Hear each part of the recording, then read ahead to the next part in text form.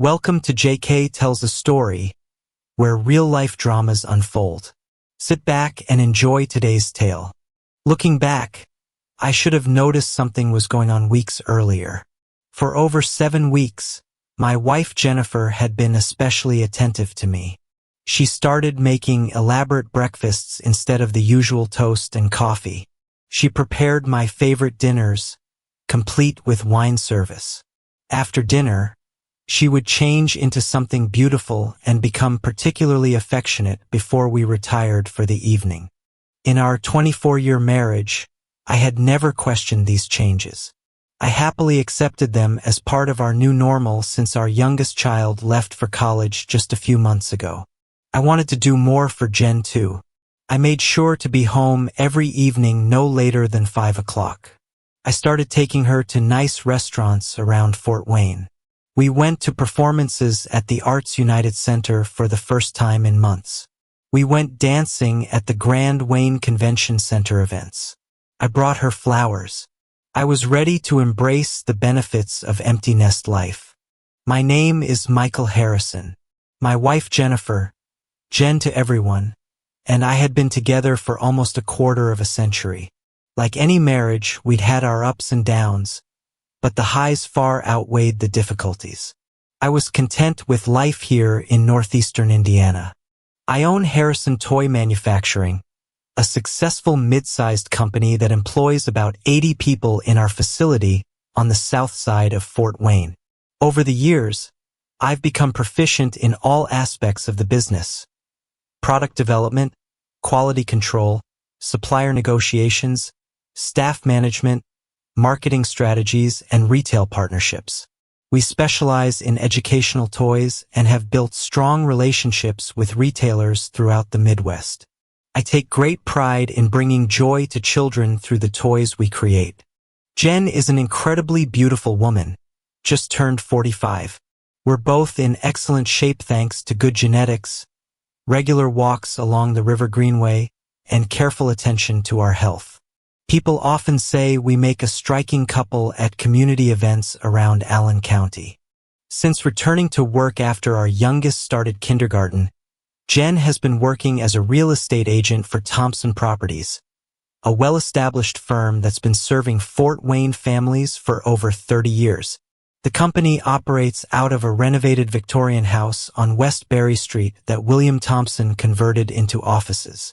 Over the years, Jen has worked her way up to become a reliable residential sales agent, focusing on homes in the Aboite and Southwest Fort Wayne markets.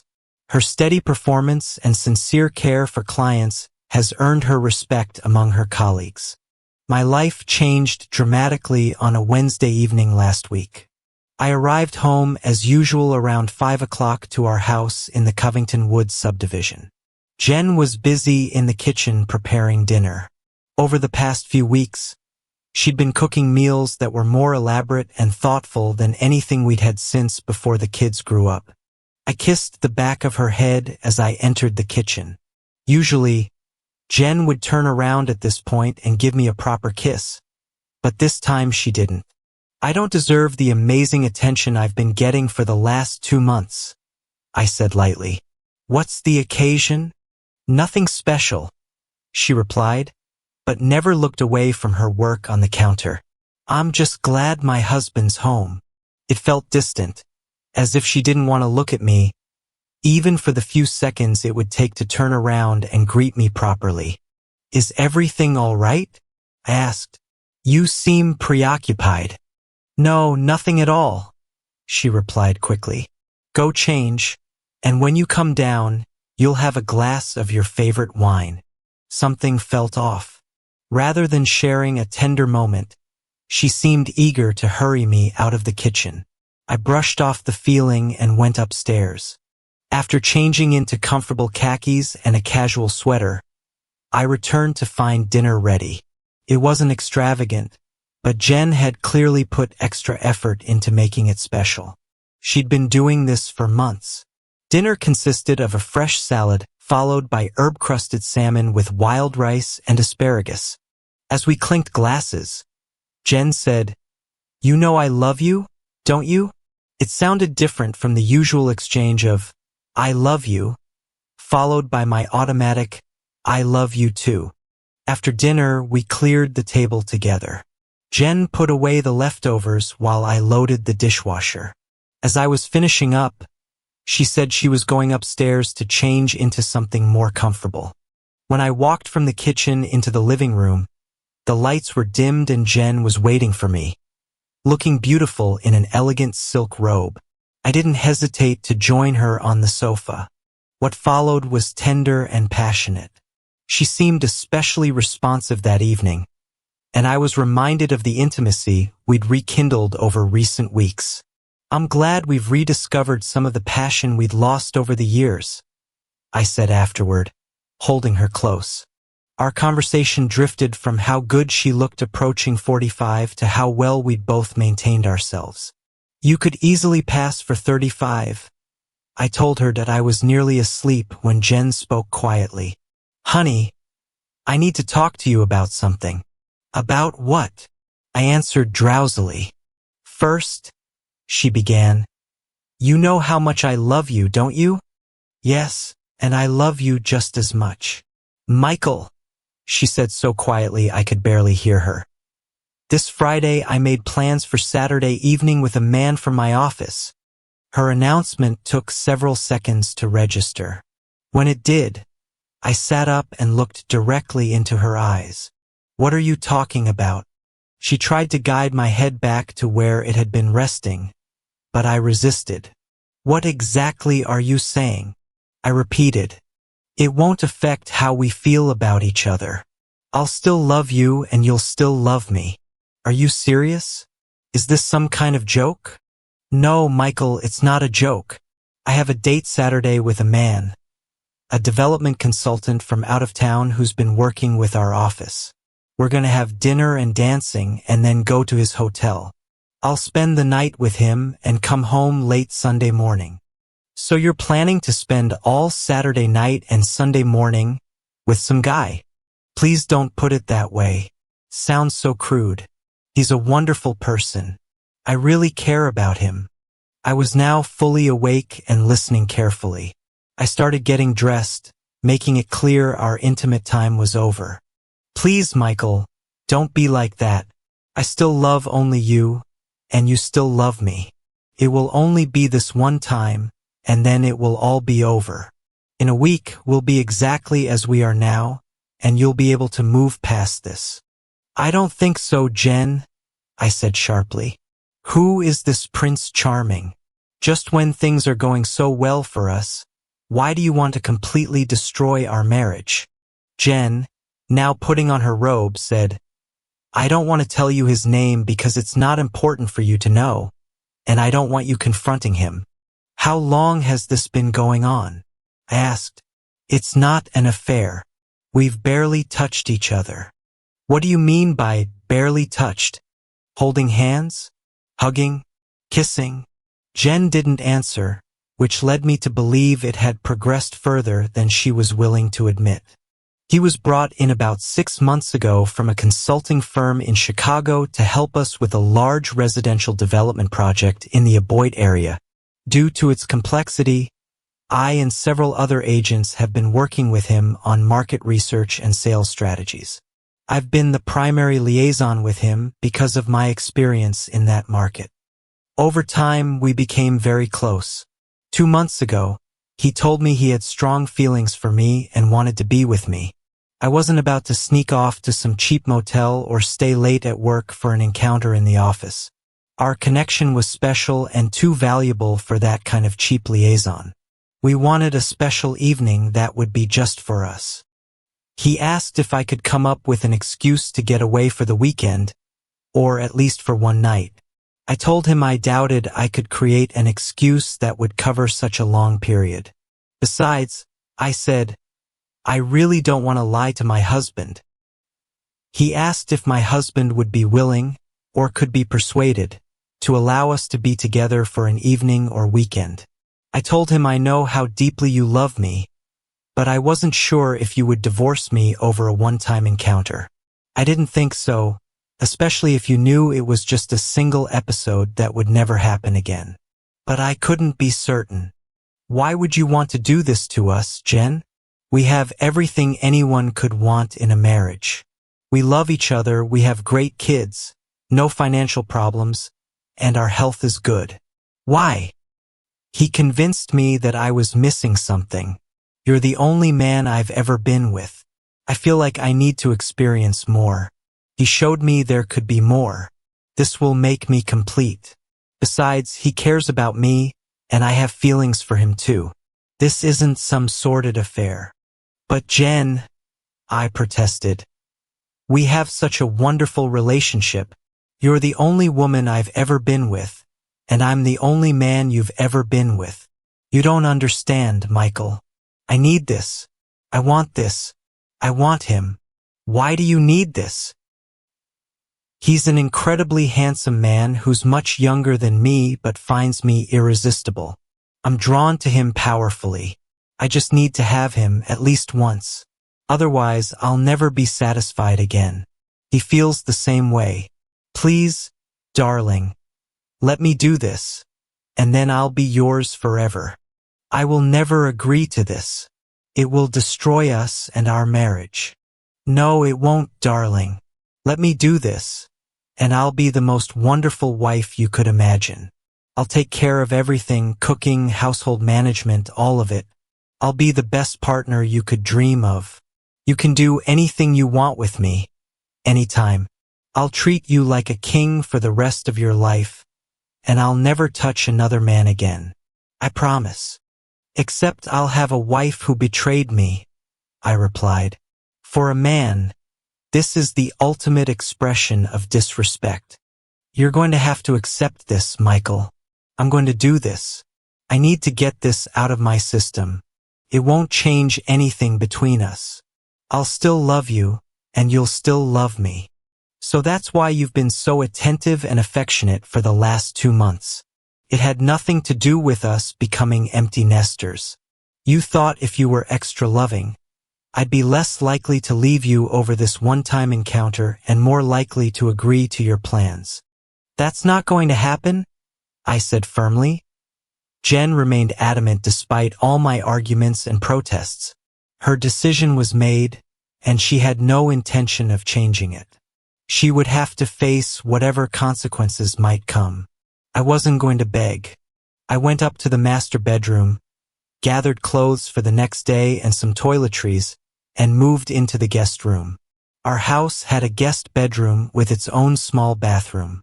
Jen intercepted me as I was moving my things. Please don't be like this, Michael. Nothing will change. I know you're upset right now, but it will all be over by Sunday afternoon, and we can be ourselves again. I'm not just upset, I said very calmly but firmly. If you do this, we'll never be able to be ourselves again. I closed the guest bedroom door without another word.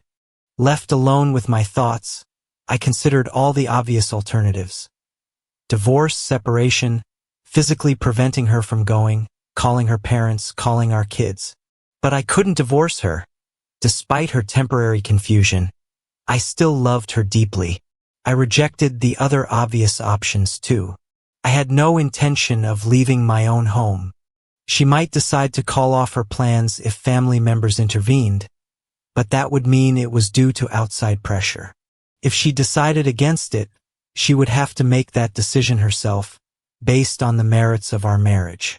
It was Thursday evening. No doubt Jen had waited until almost the last moment to announce her plans. This limited the time she had to deal with an angry husband and limited my time to convince her this was a terrible idea. I was scared of losing my wife. She said she had feelings for this guy. Perhaps now that the children had left home, she might consider leaving me for him. The thought would completely break my heart. Maybe I could interfere with her plans somehow. Perhaps I could prevent her date from happening at all. This consultant would be gone before a backup arrangement could be made, and I'd have time to make it clear to her the risks she was taking. Before falling asleep late Thursday night, I formulated a plan. Since I couldn't talk Jen out of her arrangement with this man, perhaps her employer could. I knew that Thompson Properties, like most small businesses, would be concerned about relationships that might affect workplace dynamics. If Jen's situation were mentioned to William Thompson, perhaps he would discuss how her work might be affected by being involved with an outside consultant. I was up first the next morning. Although I usually made coffee for Jen before leaving for work, I skipped that courtesy. She said good morning, but I didn't return her greeting. "Don't do this," was all I said before leaving the house without our usual goodbye kiss. I'm sure she noticed the coldness in my actions. My plan was to speak with William Thompson. I had met him several times over the years at Fort Wayne Chamber of Commerce events and community fundraisers. He seemed like a reasonable man, straightforward and practical despite his success. Given the personal nature of what I wanted to discuss, I hoped he could talk to Jen about the potential consequences of her plans. I wasn't a business expert, but I thought Thompson Properties wouldn't want workplace complications that might affect their reputation in Fort Wayne's tight-knit business community. Mid-morning on Friday, I drove downtown to the Thompson Properties office on West Berry Street. The Victorian house had been beautifully converted, with the main floor serving as reception and meeting areas, and Thompson's office upstairs along with a small conference room. The main reception area was warm and inviting, with original hardwood floors and period fixtures mixed with modern real estate displays. Awards from the Fort Wayne Board of Realtors and Community Service plaques adorned the walls. I'd been here a couple of times for client meetings when Jen was showing us investment properties. Managing the front desk was Rachel Parker. I knew Rachel through several community events over the years. She was active in the United Way and the Fort Wayne Philharmonic fundraisers. She was probably the most exceptionally pleasant person at the real estate office, always smiling and truly interested in people. Rachel was about 40, with auburn hair styled in a practical bob. She dressed professionally but comfortably, more like a trusted family friend than a corporate gatekeeper. Her warmth made even business meetings feel welcoming. Rachel recognized me immediately as I walked through the front door. She smiled and stood up to greet me. "Michael, what a nice surprise. Are you and Jen looking at more property?" she asked with sincere interest. "Actually, I need to speak with Mr. Thompson. It's important and personal. I just need a few minutes of his time." She could read the seriousness in my expression. "It has to do with Jennifer, doesn't it?" Rachel asked perceptively. I liked Rachel and didn't want to burden her with my marital problems. "Maybe," was all I said. Rachel glanced at the appointment book on her desk. "Mr. Thompson just finished a client meeting. He has about 30 minutes before he leaves for a property showing. Let me see if he can spare a few minutes for you." She picked up the phone and spoke quietly, then nodded to me. "He'll see you now. You know the way upstairs." I climbed the narrow staircase to the second floor and knocked on Thompson's office door. "Come in, Michael," I heard him call. I found myself in a comfortable office that still retained much of the home's original character. Thompson stood behind a modest desk that faced 2 chairs for visitors. Behind him, large windows looked out over the neighborhood. His real estate license and community service awards were displayed on the walls, but the overall feeling was more like a family den than a corporate office. Thompson was a man in his early 60s, with silver hair and the confident bearing of someone who'd built his business through relationships rather than aggressive sales tactics. He approached me with an extended hand. "Michael, good to see you. How's the toy business? I heard you landed that contract with the educational toy distributor in Indianapolis." "Going well, thanks," I answered, though without much enthusiasm. "Well, Rachel said you needed to speak with me about something important. What's on your mind?"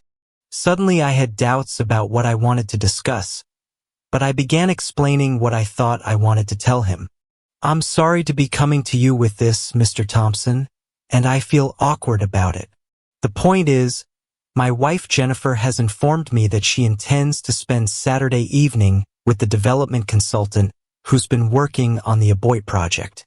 She's insisting on this arrangement, and I cannot dissuade her. Thompson was a shrewd businessman who'd navigated small-town politics for decades. And you want me to intervene somehow? Perhaps talk to Jennifer or the consultant? That was my original thought when I walked into your office, Mr. Thompson, but I've changed my mind. This is my problem, and I need to solve it myself without burdening anyone else.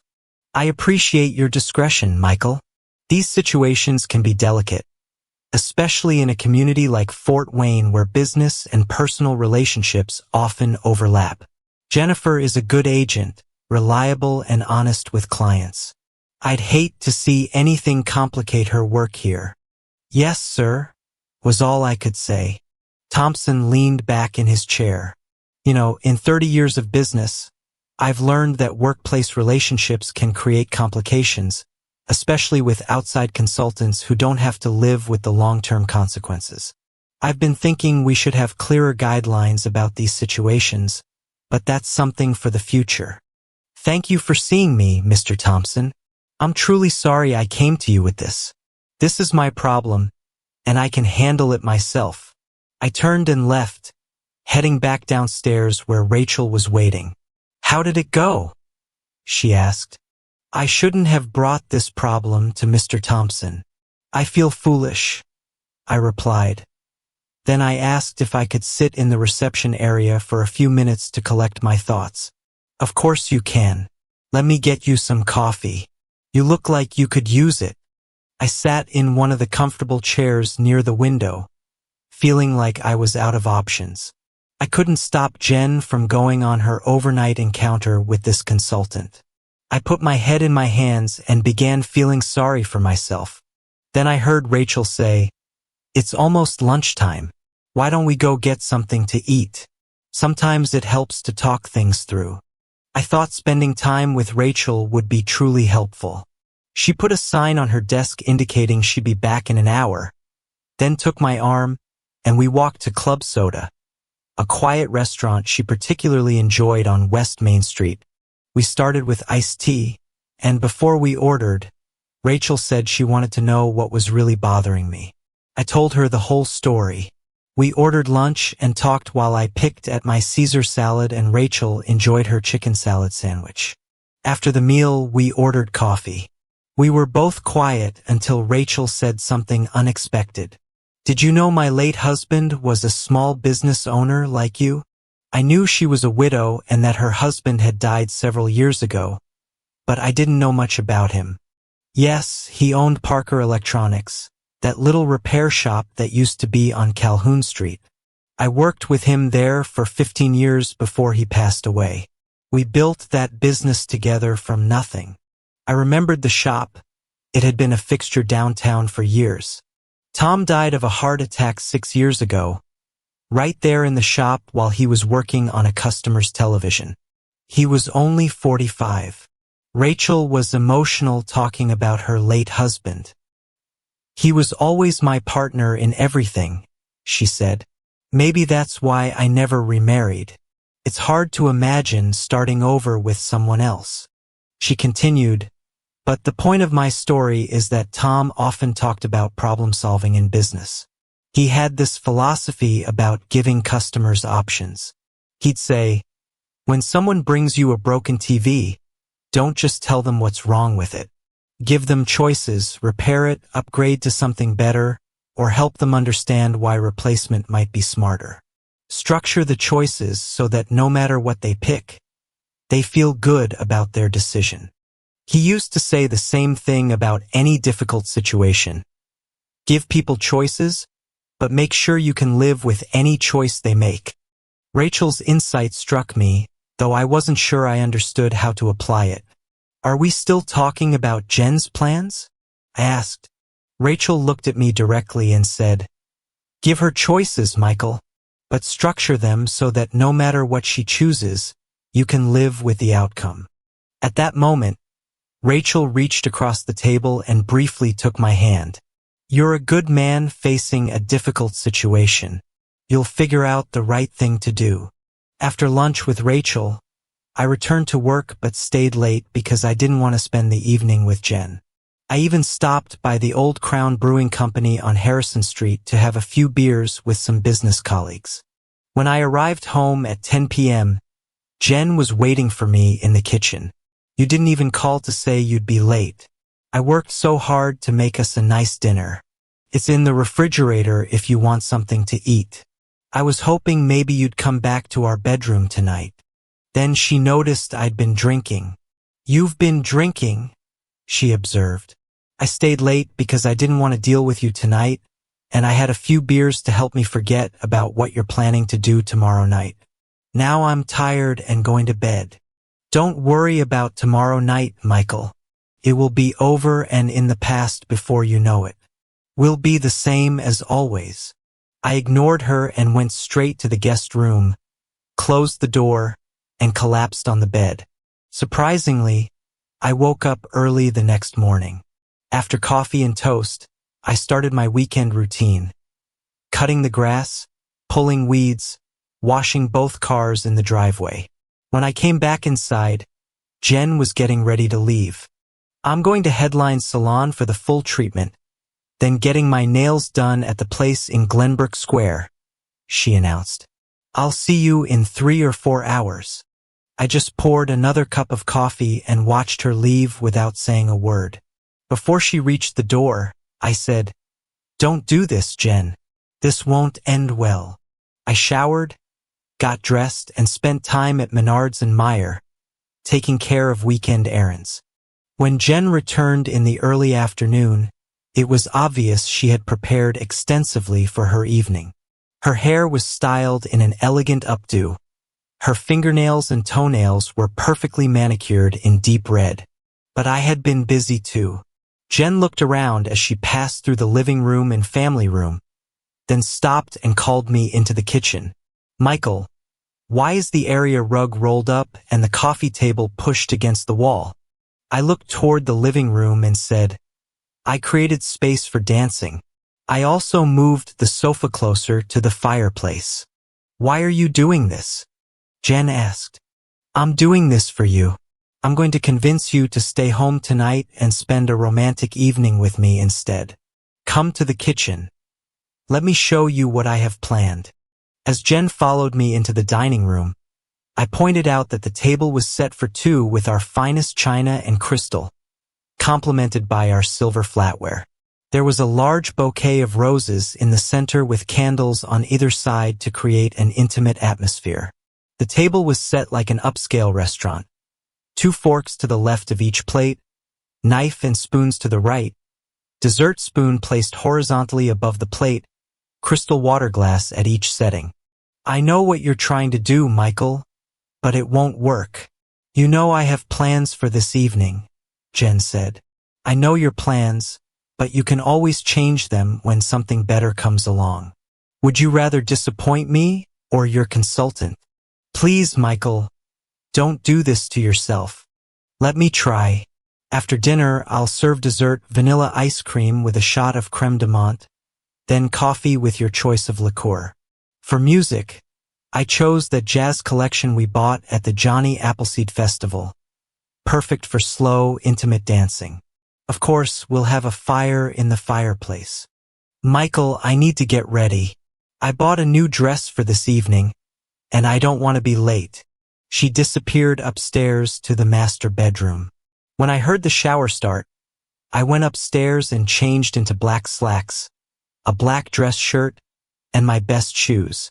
A full suit would be too formal for dinner at home.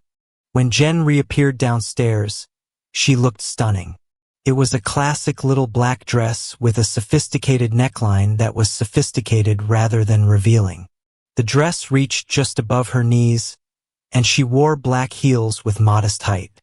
She had chosen a simple pearl necklace and matching earrings. "How do I look?" she asked. That I was frustrated but maintained restraint and an almost cheerful demeanor. "You look beautiful, like you're ready for a special evening. It would be nice to know you dressed like that for me instead of him. It is a special occasion, and I want to look good. I'll dress like this for you another time."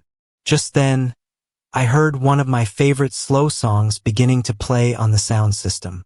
I turned up the volume slightly and said, "Can I ask you for one dance before you go?" Jen seemed reluctant at first, but then said, "Of course." I walked over and took her in my arms. We danced as we always did, close and comfortable. I enjoyed feeling her nearness. "You're wearing my favorite cologne," she said. "English leather," I replied. Toward the end of the song, I began giving her gentle kisses along her cheek. She seemed to enjoy it and relaxed in my arms. I thought maybe I could change her mind. I let go of her right hand and moved my hand to her shoulder, then leaned down to kiss her neck softly. She tensed immediately. "No, Michael, don't do this.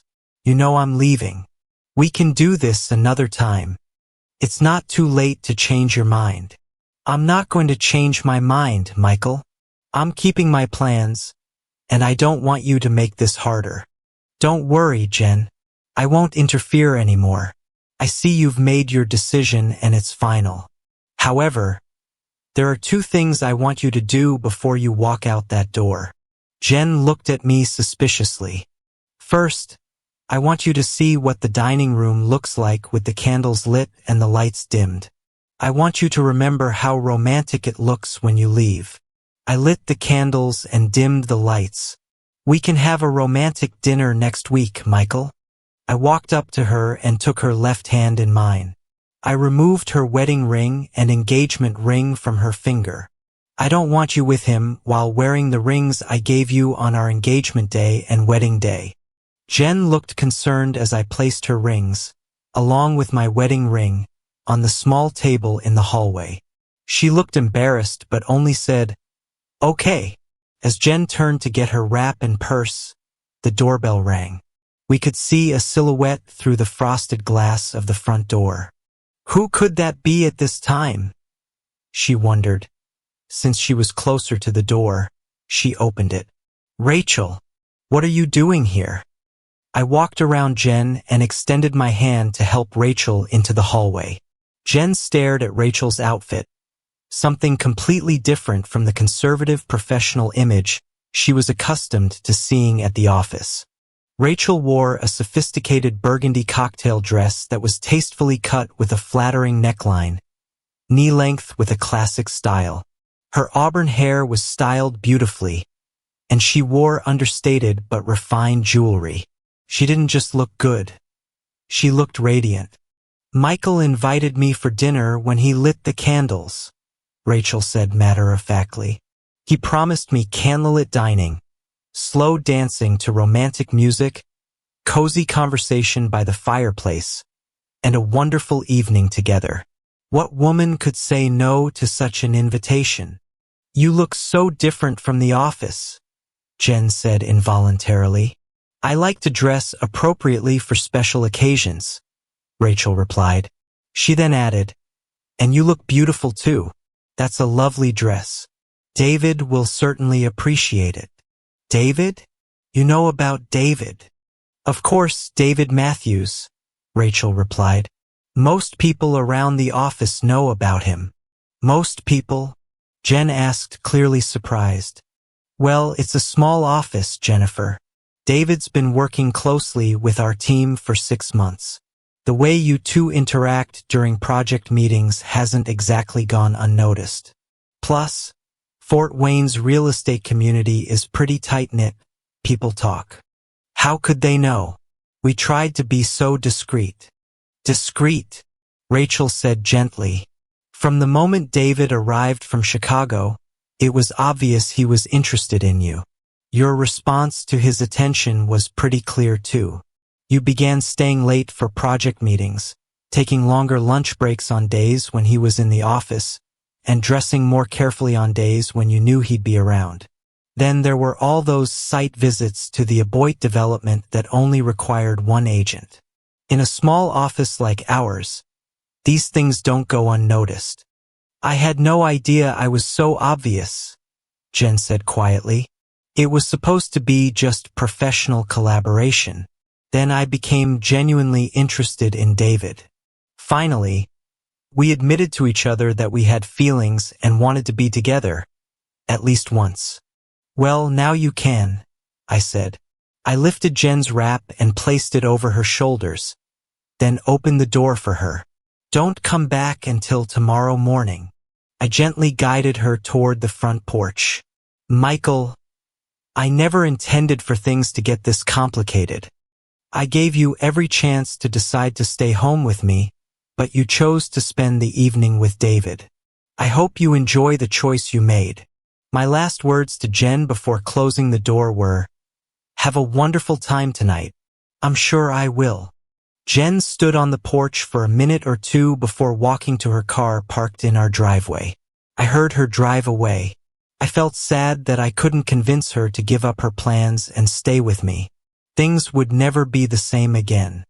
Rachel noticed my expression and the sadness in my eyes. "I can't imagine how you feel, Michael, but remember what I said. No matter what choice Jen makes, you can live with the outcome." With those words, she stepped closer and gently touched my face. We embraced, and she kissed me softly. I responded naturally. I put my arms around her and pulled her closer. Our kiss became deeper and more meaningful as we held each other.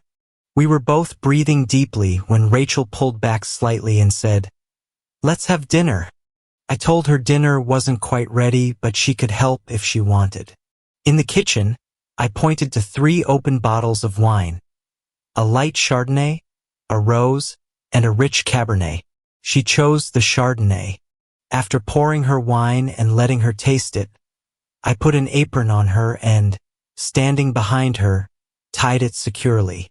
After a quick kiss, she laughed and asked what she could do to help. "I prepared bacon earlier," I said. "I need you to cut it into small pieces and mix it with the chopped lettuce. Then cut the avocado into cubes and add them."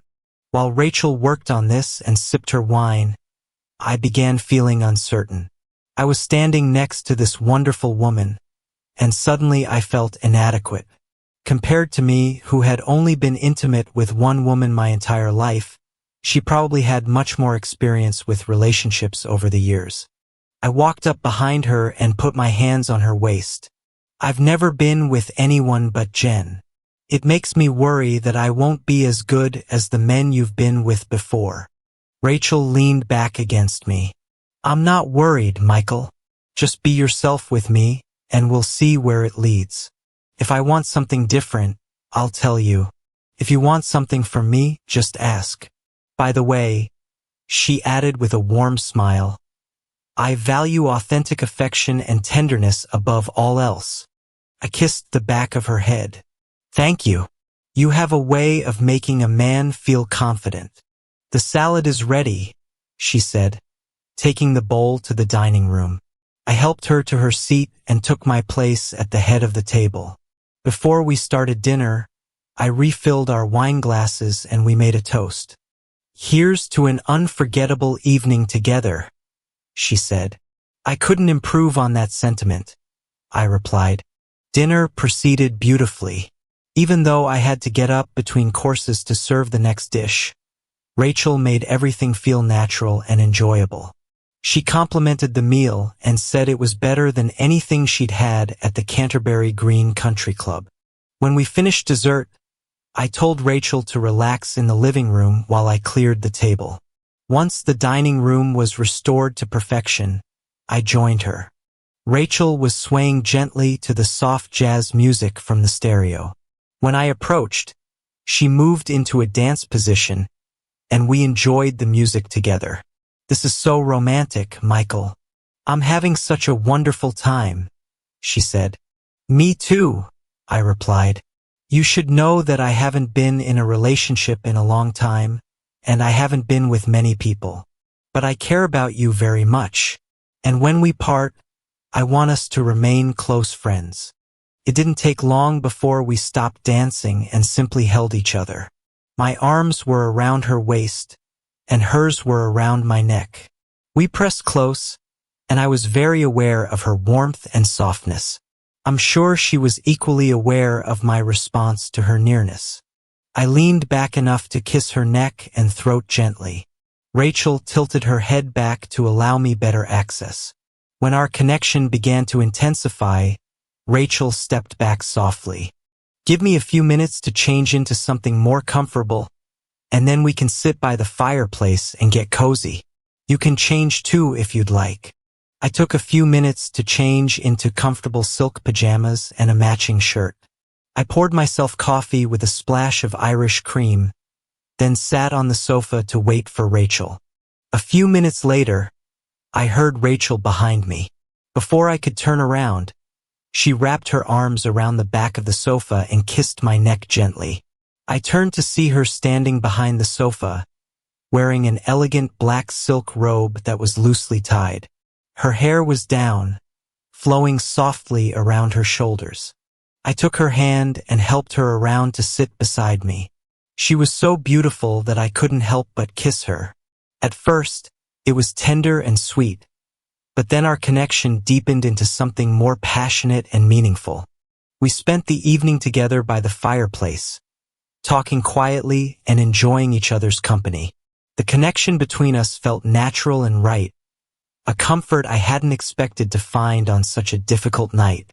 We shared stories about our lives, our losses, and our hopes, creating an intimacy that transcended the physical. When morning came, we both understood that our time together was special but also finite. We had breakfast together, comfortable in each other's presence, but aware that this was a unique moment in both our lives. "Would you like to go to Sunday brunch?" I offered.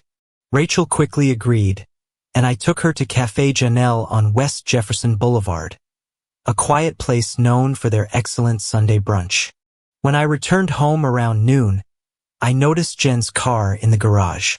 I entered through the side door and walked through the kitchen into the dining room. There was a fresh pot of coffee on the counter, so I poured myself a cup. I found Jen sitting at the kitchen table, waiting for me with a cup in front of her. She looked serious and deflated. Meanwhile, I felt relaxed and wore the expression of someone who'd had a truly meaningful evening. I decided to address the situation directly. "Well, how was your evening?" "It was fine," she replied quietly. "How was yours?" I felt I should be honest. "It was one of the most wonderful evenings I've spent with anyone." Rachel was incredibly warm and caring, and we had a beautiful time together. I saw Jen lower her head, and I noticed a tear roll down her cheek. I felt terrible for being so direct, but I wanted to be truthful. "It was the biggest mistake I've ever made in my life," she said softly. "What happened? Wasn't David the romantic partner you expected?" "It wasn't David," Jen said with frustration. "It was me. I couldn't stop thinking about you and Rachel and what you were doing. She looked so beautiful and elegant. I knew you'd have a much better time with her than I was having with David. He tried to be romantic and wanted to do everything he could to make sure we had a special evening, but I kept thinking about you and Rachel. I started drinking wine at the hotel bar before we even sat down for dinner. During dinner at Ristorante Veneto, I just picked at my food. I'd lost my appetite, but I continued drinking wine and finished most of the bottle myself. David tried to get me to stop drinking by taking me to the hotel lounge to dance, but by then I was nearly drunk and unsteady. I wasn't good company, and he was getting frustrated. So he suggested we go to his room at the Hilton. In the room, David tried to be romantic, but I just wasn't present emotionally. I felt nothing, no excitement, no passion, nothing. He sensed my complete lack of interest, and afterward he said that was the most disappointing experience he'd ever had. "What's wrong with you?" he asked. "You wanted this as much as I did, and now you're acting like you don't want to be here." Then he got dressed and said, "I can't believe I spent so much time and effort trying to win you over, and it ended like this. I've wanted to be with you since the day I arrived in Fort Wayne. Stay here if you want. I'm going to the bar to find better company." As soon as he left, I just cried myself to sleep. When I woke up, the sun was shining and it was almost noon. I thought you'd be home alone by then, so I showered, got dressed, and left the hotel. When I came home, you weren't here. Rachel and I went to brunch and she went home from there. Since I had such a meaningful evening, I'm somewhat sorry your night was such a disappointment, but not very sorry. I'm so sorry, Michael, that I ever got involved with David. I understand now that he just wanted to be with me physically. He didn't really care about me as a person. Well, maybe you'll have better luck next time, I said with mild sarcasm. No, Michael. I will never do this again. Never. I want to go back to how we were when we were exclusive. I want to be monogamous again. I want to put this behind us and be happy together. Just you and me forever. I promised that if you didn't interfere with my plans, I would become the best wife in the world. I meant it, and I'm going to spend the rest of my life proving it. Not so fast, Jen, I said firmly. You spent the last 6 months in an emotional relationship with David, and the last 2 months planning how you two could be together. Now, since it didn't work out for you, you want to go back to the way things were before. That's not going to happen. I'm not sure I want to stay married to you. You hurt me more than I can express. You betrayed our marriage, you humiliated me, and you wanted me to just accept your plans as if they meant nothing. That won't work. For the next year, I'm going to give myself some freedom. Once a month, I will allow myself to go on a date with any woman I choose to spend time with. If I develop a relationship, then so be it. At the end of the year, I'll reconsider our marriage. If it still doesn't work for me, I'll file for divorce. If I'm happy with the arrangement, then I'll consider becoming exclusive again. You'll have this year to prove to me that you're worth keeping. You can accept these conditions or not. If you don't accept them, I'll start divorce proceedings on Monday. Let me know what you decide. I love you, Michael, Jen began. But I took you for granted. I know that now. It will hurt me terribly to know that you're spending time with other women, just like it hurt you last night. However, the last thing in the world I want is a divorce. It would destroy me to lose you. Therefore, I'll agree to your terms, and I'll keep my promise to be the best wife in the world, so that at the end of the year, you'll know without doubt that you want us to stay together. Then it's decided. I didn't know if I would actually be dating other women over the next 12 months, but I would certainly be open to it if the right opportunity presented itself. I'll be working in the yard and running some errands for the rest of the day. If you don't mind cleaning up last night's dishes and tidying the house, I'll take you to Texas Roadhouse this evening and we can share a meal.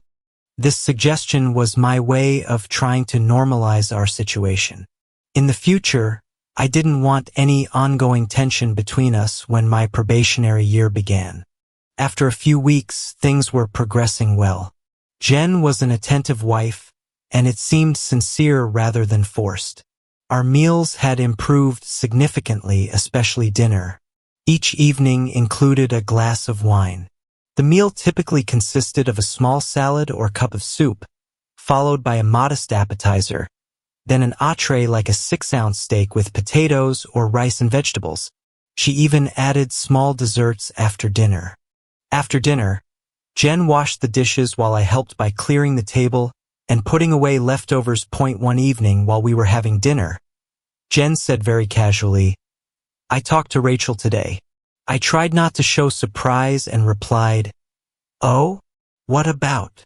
"You, me, and her. She asked me to lunch and took me to Club Soda, the same place where she took you, I imagine." I thought this was probably correct. Over wine and salad, I asked her directly if she was going to try to take you away from me. She laughed and said, "No way. Michael and I had one special evening together, and now we're good friends. We'll never be together like that again." He was deeply hurt and disappointed by your actions. I think he's still working through that disappointment. I told Rachel I'm so ashamed of what I did to Michael and to our marriage. I know I can't undo this, but I've promised to be a much better wife than I was in the past. I intend to keep this promise and hope he responds positively. I told Rachel about your plan to date other women once a month and then reevaluate our marriage at the end of the year. She asked me what I was going to do about it. I told her I'll try to accept it, but it will be difficult. I'm sure I'll have some very hard nights while you're out on dates. She asked if I thought you would actually become intimate with other women. I said that in my opinion it's possible, maybe not every month, but from time to time. Maybe you can do something about it. Rachel suggested. What? I asked her. Give him choices, but make staying home with you so attractive that he turns down the date in favor of a special evening with his wife, she proposed. I told Rachel I would try that approach. So look forward to it, Jen concluded. If that's your plan, I could arrange a test date just to see what you come up with. A few weeks later, when I walked into the Thompson Properties office, I had a big smile on my face. Of course, Rachel was at her desk managing the front office. When she saw me, she stood up and came around to greet me warmly. Nice to see you again, Michael. I was expecting you, or rather, Mr. Thompson was expecting you, she said, giving me a brief, friendly hug. Do you know what Mr. Thompson wants to see me about? I asked. Of course I do, she replied with a knowing smile. I know everything that happens here. However, Mr. Thompson will tell you himself. Rachel returned to her desk and picked up the phone to announce my arrival. Thompson told her to send me up. I climbed the narrow staircase to his office and knocked. Come in, Michael. I heard him call. From behind his desk, Thompson stood up and gestured to the chairs in front of his desk. Michael, good to see you again. Please have a seat. I asked you here for 2 reasons, both related to you and the situation we discussed, so I wanted you to know about them. First, I wanted you to know that I've been thinking about our conversation regarding workplace relationships. I've decided to implement clearer guidelines for our office about relationships between our agents and outside consultants.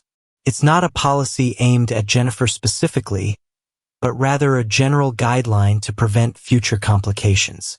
I have a draft copy if you'd like to review it. I thank Thompson for his thoughtfulness and the problem I had mentioned earlier. Without getting too personal, Michael, Thompson continued, how are things at home? I sincerely hope you and Jennifer are working things out. He continued, I've observed Jennifer at work over the past few weeks, and she seems more focused and content. I didn't bring up our conversation. I simply noticed that she seems to be in a better place professionally. I didn't want to go into detail about the current state of affairs between Jen and me, so I simply said, things are improving gradually, and I expect we'll work through this. I'm glad to hear that, Thompson replied. The other reason I wanted to talk to you is that I wanted you to know about a conversation I had with David Matthews before he returned to Chicago. I didn't go into personal details, but I did make it clear that his conduct during his time here was noted, and that I would be providing feedback to his firm about both his professional work and his overall judgment. Thompson leaned back in his chair. I also want you to know that I've decided we won't be using outside consultants for future development projects unless absolutely necessary. We'll handle our residential projects with our own team, which should prevent similar situations from arising. This doesn't fully address what happened to you and Jennifer, but it ensures that our workplace maintains appropriate professional boundaries going forward. This is what I can do for you, Michael. I hope you feel that the situation has been handled appropriately. I thanked Thompson for his consideration and left his office. I was deep in thought when I realized Rachel was waiting for me at the bottom of the stairs. How do you feel about it? She asked. I'm quite satisfied with how everything worked out and how it's developing. I owe you a lot for being my friend through all of this. Thank you. Don't forget, Michael, she said, touching my arm gently. I learned a lot from this experience too. I truly cared about you during our time together, and I'm glad I could help you through a difficult situation. And I care about you too, I replied. As I drove home through the familiar streets of Fort Wayne, I reflected on how the crisis that could have destroyed my marriage had instead taught us both valuable lessons about taking each other for granted. Jen was indeed becoming a more attentive and appreciative wife, and I was learning not to assume that a good marriage maintains itself without effort. The year ahead would test both our commitment and our capacity for forgiveness. But for the first time since that devastating Wednesday evening, I felt cautiously optimistic about our future together. Time would tell whether the choice Jen made that Saturday night would ultimately strengthen our marriage or whether my response would lead us in a different direction entirely. Either way, we were both finally being honest about what we wanted and what we were willing to do to get it. Whatever the future held, at least we were no longer pretending that everything was fine when it wasn't. And perhaps I thought as I walked toward our front door that honesty was the most important choice of all. Thank you for your viewing. See you next time. If you enjoyed this, subscribe to JK Tells a Story for more tales.